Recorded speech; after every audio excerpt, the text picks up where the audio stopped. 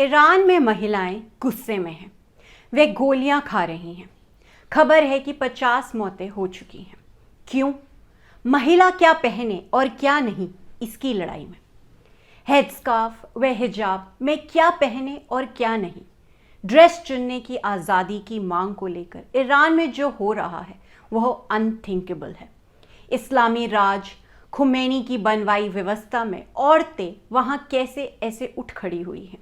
क्या ईरान के शहरों में फूटा महिला आंदोलन सिर्फ पसंद या नापसंद का, चॉइस टू चूज का मामला है, या इस्लाम की चिंता नहीं करो उसके डिफायंस का मामला है? क्या आने वाले दिनों में धर्म की सत्ता महिलाओं को कुचल देगी या वे अपनी बात मनवा कर रहेंगी? नमस्ते, मैं श्रुति व्यास। जो कभी नहीं सोचा था वे ईरान में हो रहा है। मैं इसका आगे खुलासा करूं उससे पहले देखें ये दो video.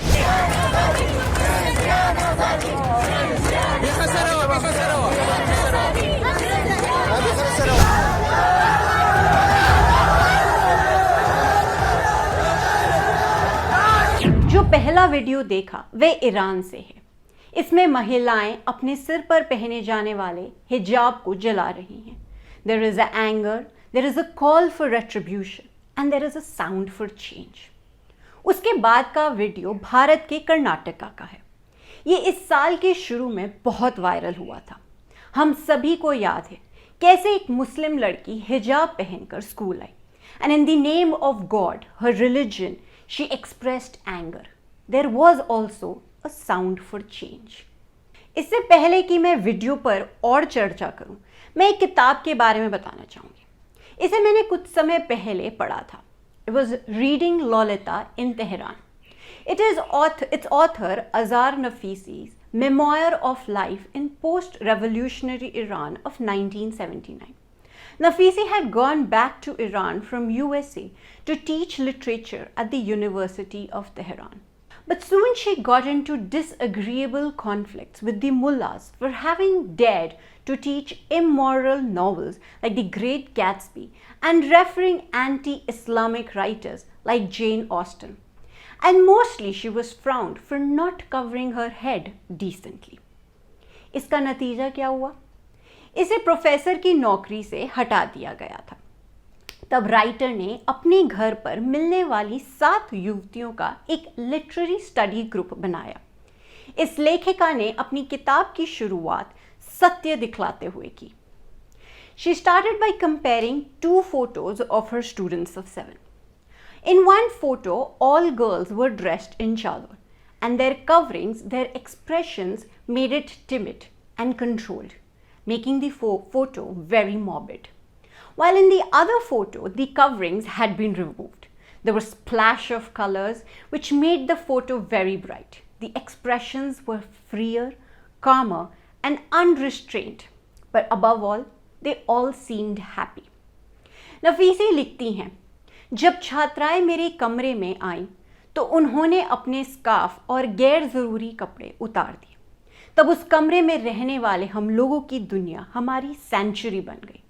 Our self-contained universe, mocking the reality of the black-scarved, timid faces in the city that sprawled below. And this is just a brief from the book. Because सचमुच ये किताब बहुत ही पठनीय है. Because overall, the book is a spiritedly crafted tribute both to the classics of world literature and to the resistance against the oppression.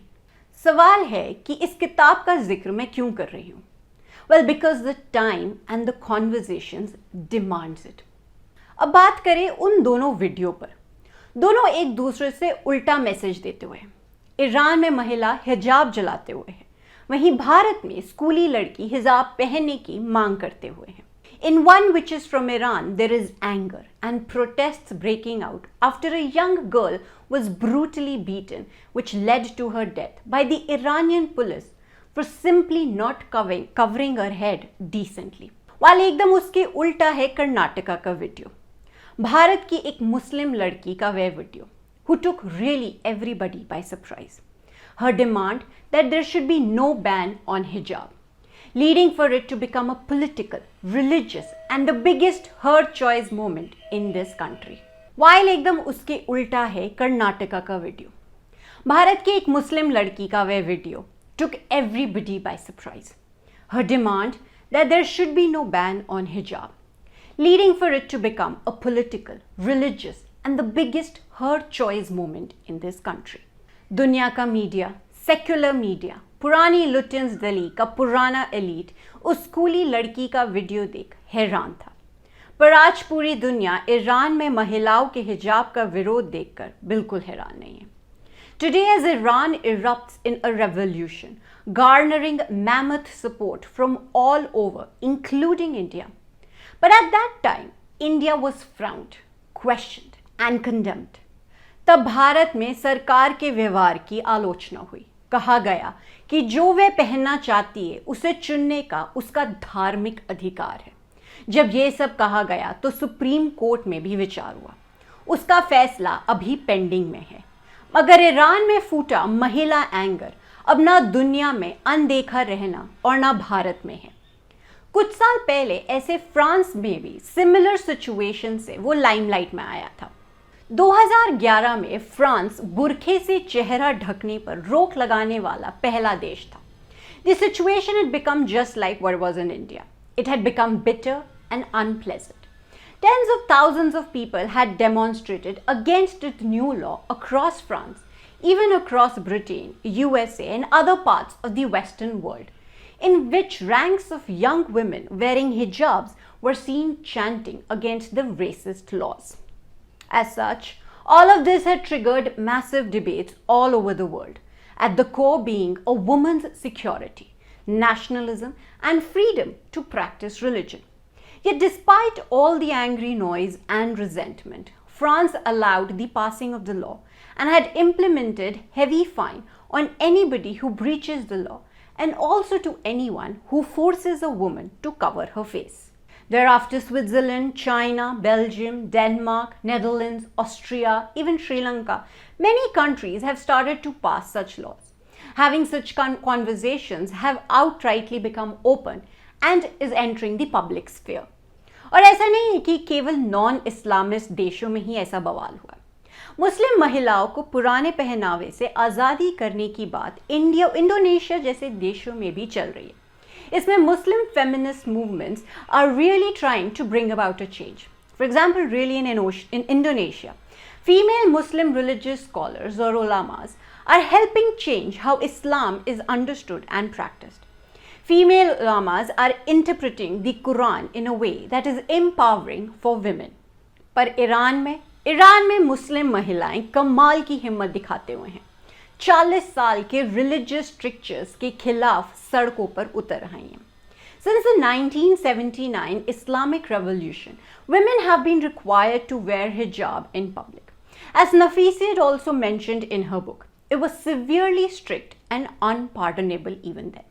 Today, the explosion of anger is not only the 22-year-old student Mahasha Amini's death, who died on September 16 after morality police beat her up, just apparently for not wearing her headscarf properly. But like I mentioned, it's not just about her death. It is the 43 years of pent-up anger as well. आज महिलाएं नंगे सिर बाल काट रही हैं, अपने हिजाब को जला दे रही है and they're dancing in public. जाहिर है इसको लेकर सभी तरफ बहुत बहस है and it is leading to conflicting, hypocritical arguments and counter arguments. When countries like France and India imposes bans or talks of imposing ban, it gets frowned as containing Islam. But when Iran boils, when the Iranian women revolt and express their anger and displeasure, containing Islam gets changed to containing the freedom of women. Yes, this is a very sensitive topic. Of course, for clothing is a very personal choice. Everybody should have a right to dress how she or he wants to. If men can have it, then why not women? If women find personal comfort and security in dressing from head to toe, then it is her choice. If she finds comfort and is secure in her skin with clothes that exposes her midriff or legs, it is also her choice. She should not be dictated and downgraded for what she wears. लेकिन अभी मामला it's not about what she wears, ये मामला मुस्लिम धर्म से related है, क्योंकि धर्म बीच में आ गया है। ईरान, अफगानिस्तान, यूएई की महिलाएं उसी रास्ते पर चलना चाह रही हैं जिस तरह से पश्चिम में महिलाओं का पहनावा था एक वक्त। They too want to be free of hampering laws and dictums, despite the anger of the men around them and taunts of immodesty and irreligiousness. They should be supported, for their struggle is truly real.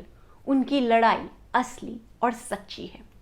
पर मुझे दुख होता है जब भारत में young मुस्लिम लड़कियों को सिर से पांव तक कपड़े पहने काले कपड़े के एक बड़े टुकड़े से ढका हुआ देखती हूँ। खासकर उत्तर प्रदेश, दिल्ली के चांदनी चौक से लेकर कश्मीर तक की गलियों में। Similarly, it was distressing to hear a young girl propagating burqa, the hijab. For really, has personal freedom taken the shape and form of religion? Has everything truly become religious? A Muslim man or a woman can only feel truly freer through their pieces of clothing, particularly for women. Is this truly about choice or is this about defiance? लेकिन आप जानते हैं कि सबसे बुरा क्या है जिस पर रियली में ध्यान देना चाहिए? समानता की बजाय महिला का पहनावा अब राजनीति का एजेंडा है। For the conversations of this time is not truly about being equal, but about women's freedom to choose or not to choose, to wear or not to wear. Rather, it is contributing part in the clash of civilization. The Karnataka mood and the subsequent conversations about women's hijab has become more about defiance to the mood of containing Islam. Nothing is more likely to increase Muslim separatism than this insistence on separating their idols from the country where they live. Dress और महिला दोनों धर्म और राजनीति के tool बन गए हैं। इसलिए देखना है कि ईरानी महिलाओं की लड़ाई से वहां धर्म और राजनीति का क्या बनता है। आज के लिए बस इतना ही। Thank you for listening.